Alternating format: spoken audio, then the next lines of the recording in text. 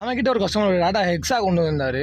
அதில் வந்துட்டு நம்ம நார்மல் நியூட்ரலில் வச்சுருக்கோம். இது வந்து ஆட்டோமேட்டிக் வெஹிக்கிள். நார்மலாக நியூட்ரலில் வச்சுருக்கோம் அப்படின்னா நார்மலாக வண்டி ஐடியல் ஓடும்போது நார்மலாக ஓடிட்டு இருக்குது.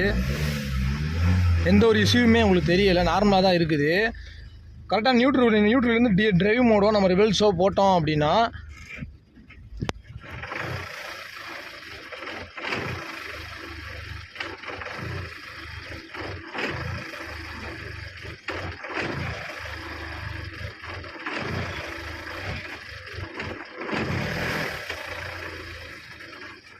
டிரைவில் போட்டோம் அந்த மாதிரி தான் இருக்குது. இதே ரிவர்ஸில் போட்டாலும் அதே மாதிரி தான் இருக்குது. ரிவர்ஸில் போட்டால் கொஞ்சம் கூட இந்த இது இல்லாமல் அப்படி திரும்ப ஒரு மாதிரி வண்டி வந்துட்டு இன்ஜின் வந்துட்டு அம்மந்து ஓடுற மாதிரி ஒரு ஃபீல் ஆகிட்டே இருக்குது.